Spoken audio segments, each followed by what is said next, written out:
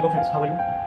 तो आज की क्लास में आपका स्वागत है। तो हमने इससे पहले प्रोकैरियोट में जो सेमी कंजर्वेटिव रेप्लिकेशन डीएनए होता है, तो डीएनए क्या होता है, सेमी कंजर्वेटिव रेप्लिकेशन होती है, उसको हमने पढ़ा था। उसको प्रूव किया था कि भाई जो डीएनए की रेप्लिकेशन है वो सेमी कंजर्वेटिव है या नहीं है। क्या जो डीएनए की रेप्लिकेशन है वो सेमी कंजर्वेटिव है या नहीं है, किसने देखा था, प्रोकैरियोट में। और किसके एक्सपेरिमेंट से हमने देखा था, वेसलसन ने स्टाल्स ने जो एक्सपेरिमेंट किया था उसको हमने पढ़ा था। किसके लिए, जो सेमी कंजर्वेटिव डीएनए रेप्लिकेशन है, क्या जो डीएनए की रेप्लिकेशन सेमी कंजर्वेटिव होती है नहीं होती, इसके लिए प्रूव करने के लिए हमने पढ़ा था। और बेसिकली हमने प्रूव कर लिया था, देख लिया था कि वहां भाई सेमी कंजर्वेटिव होती है। अब अपन इसको क्या किसमें देखेंगे, प्रोकैरियोट में।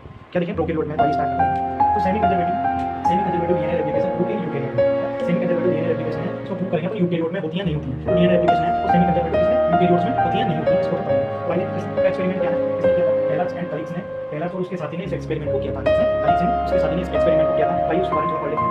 एक्सपेरिमेंट क्या है, semi conservative method of DNA replication at chromosomal level. जो यूकैरियोट होता है उसमें डीएनए का होता है क्रोमोसोम के रूप में होता है।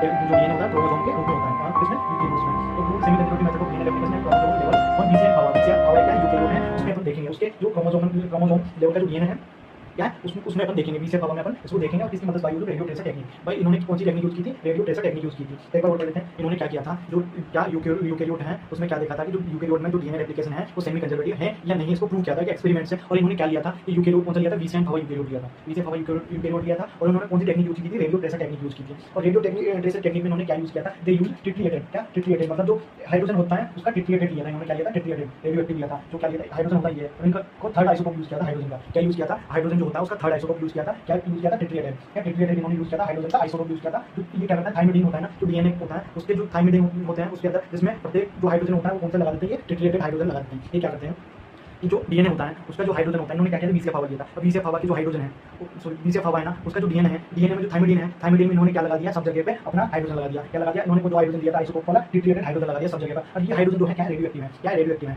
इन्होंने जो एक्सपेरिमेंट किया था बीसीएफ हवा का जो डीएनए लिया था, तो डीएनए में इन्होंने थाइमिडीन था, उसमें थाइमिडीन में क्या यूज कर लिया इन्होंने, ट्रिटिएटेड हाइड्रोजन लगा दिया उसमें, जो कि रेडियो एक्टिव बना दिया। उसको क्या बना दिया, उसका डीएनए को रेडियो एक्टिव बना दिया। तो आइए देखते हैं जो इनका डीएनए है वो कौन सा हो गया है, रेडियो एक्टिव डीएनए। इसको बोलेंगे अपन radioactive DNA, active DNA.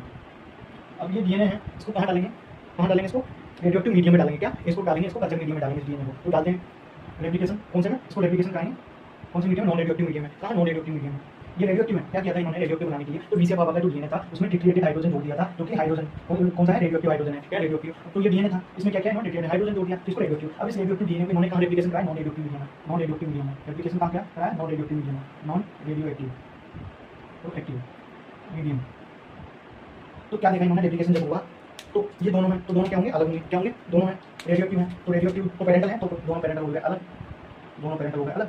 अब जो इनसे जो आकर जुड़ेगा वो नॉन रेडियो एक्टिव स्टैंड जुड़ेगा, ये दोनों स्टैंड का रेप्लिकेशन होगा, तो दोनों स्टैंड खुल गए दोनों स्टैंड। अभी दोनों